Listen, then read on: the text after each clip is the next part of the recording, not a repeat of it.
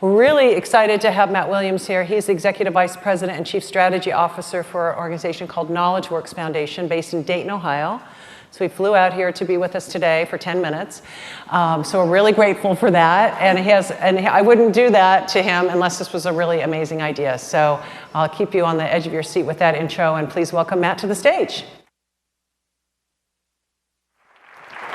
Green button. All right, thank you. I am from an organization called KnowledgeWorks based in Cincinnati, Ohio. Happy to be here, even if it is for 10 minutes plus 5 minutes for questions. So at KnowledgeWorks, we really believe in the principle that we can create our own future. And our work is really based on that premise. And certainly the past provides the foundation for the future. And we've seen this play out in other industries. This is what farming used to look like, which led to massive mega farms, which leads to little flying drones doing whatever little flying drones do in farming. I am not an agriculture major. I enjoy the fruits of their labor.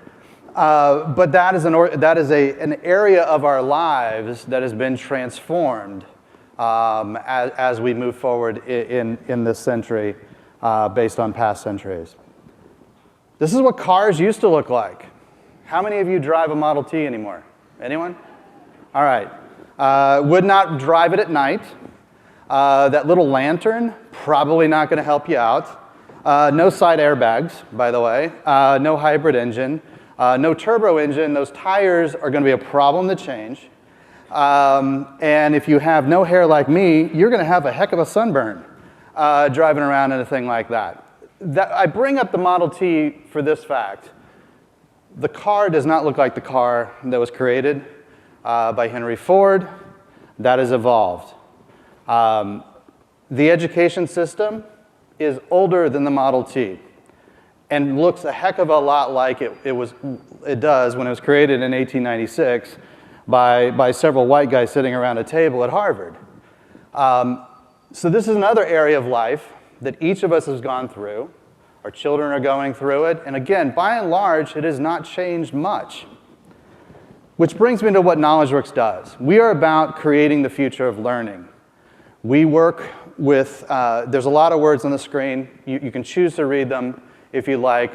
But if you boil them down to their essence, what we do is partner with schools, districts, communities, regions, and states, and particularly state departments of education, to create new learning opportunities for students and to begin to address the systemic changes that need to happen in education, to create a more personalized, competency-based system where students are moving at their own pace with supports, that we're basing it on learner agency. We're helping to build in the college and career-ready skills, the life-ready skills that students need.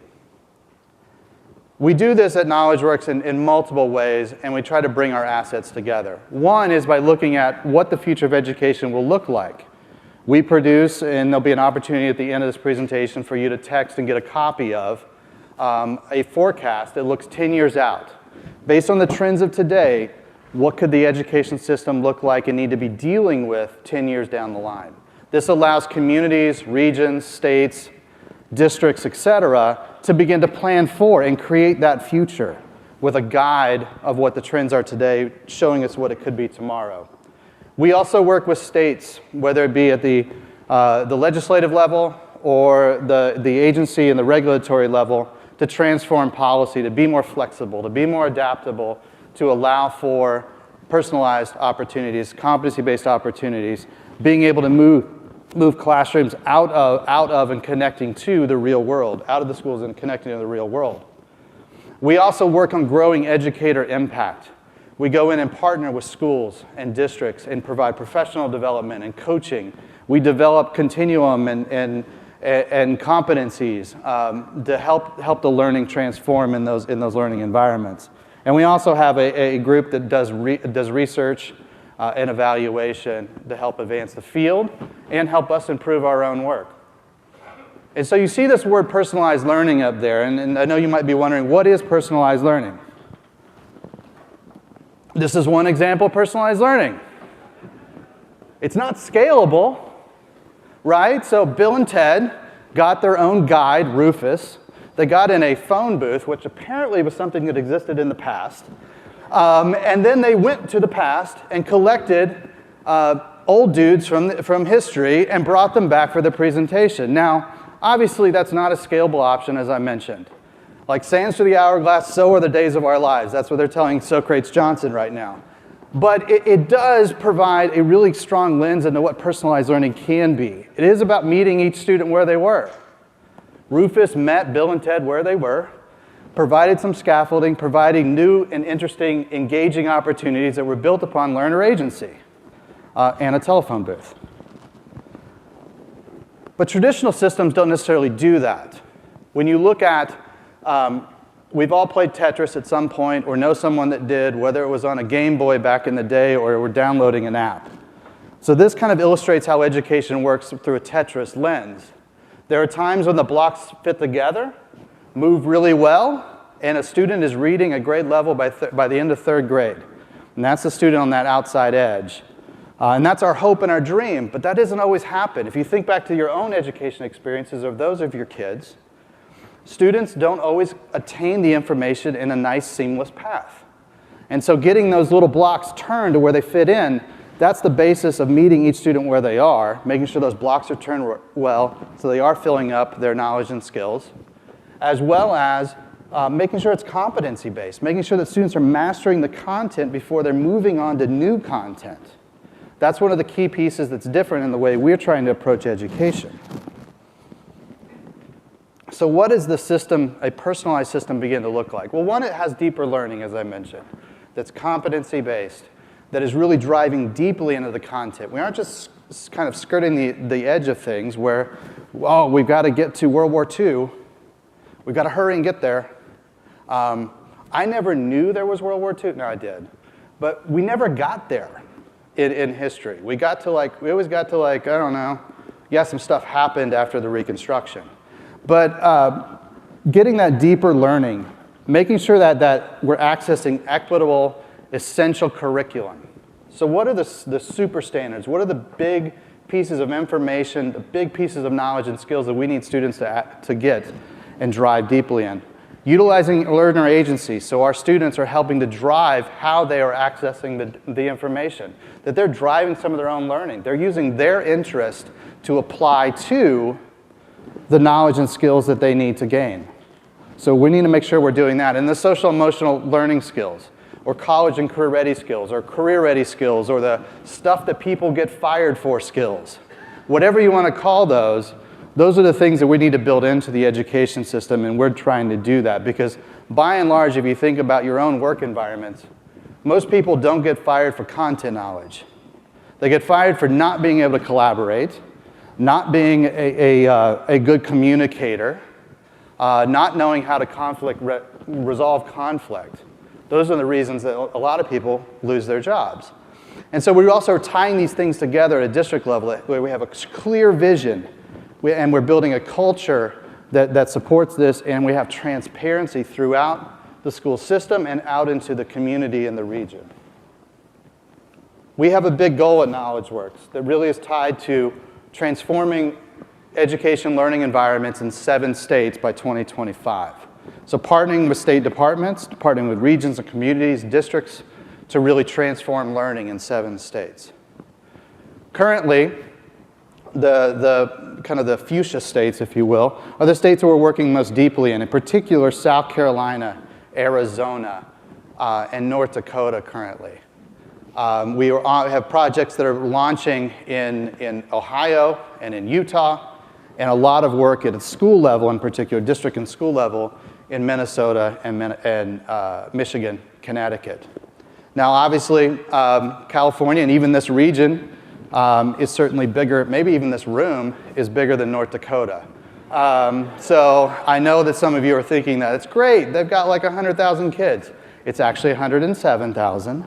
But it is a system where the state superintendent of public instruction says she wants all the students in that state to learn in a personalized, competency-based way that helps drive the economy of North Dakota forward and also provide a greater future for the students.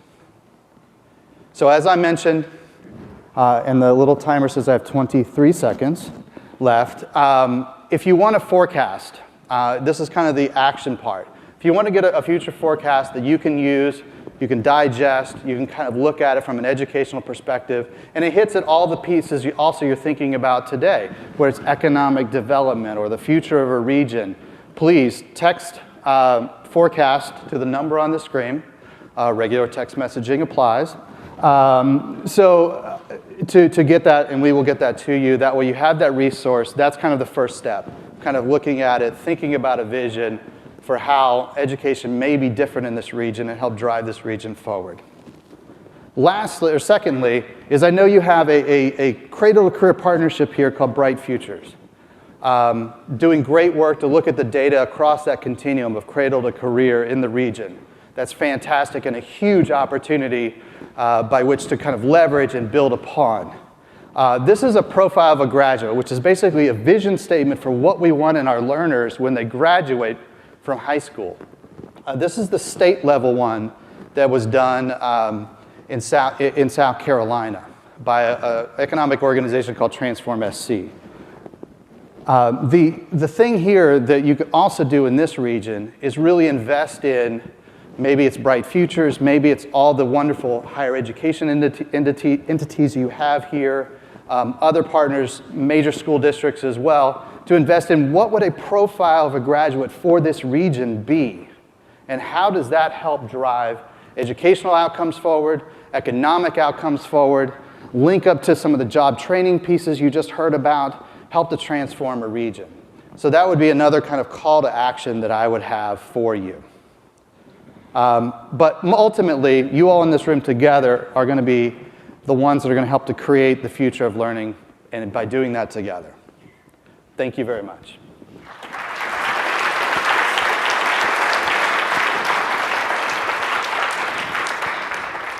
Thank you so much, Matt. And as he mentioned, MBEP does work very closely with Bright Futures and with its host entity, CSUMB, which is, of course, Eduardo is our board chair, so we do a lot of work with them, and I wanted to just give them a shout out. Matt didn't mention it, but you actually, KnowledgeWorks was the founding entity for those that are in this world of the Strive network. And then eventually spun that off. So they are kind of the birther of this whole idea of cradle to career and the Strive network, and now they're focusing on this new learner-led model. So we thought it was really fascinating, something to share with you all and engage the interest of folks to work more closely and build on the good work that's already happening in the region. So thank you so much. We have time for one question, and then we need to move on with our program. Who gets to be the lucky person to ask the one question of Matt? There's one back there.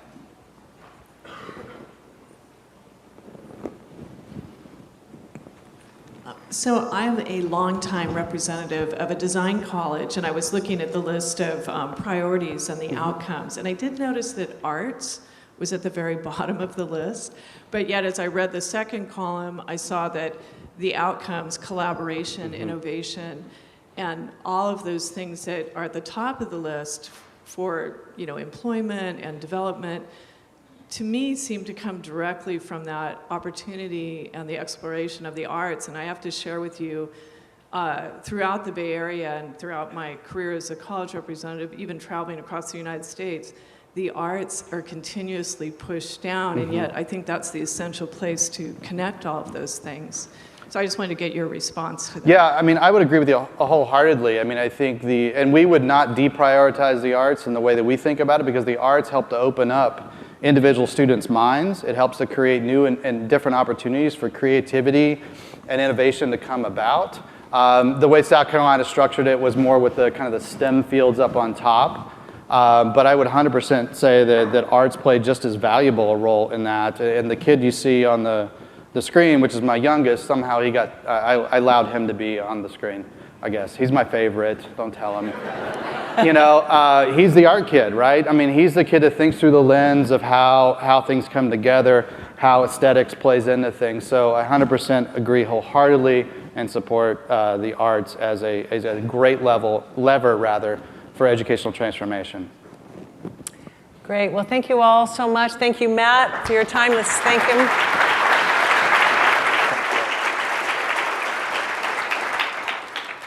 Okay, well, that concludes our lightning round for the morning. What'd you guys think? You like that? This is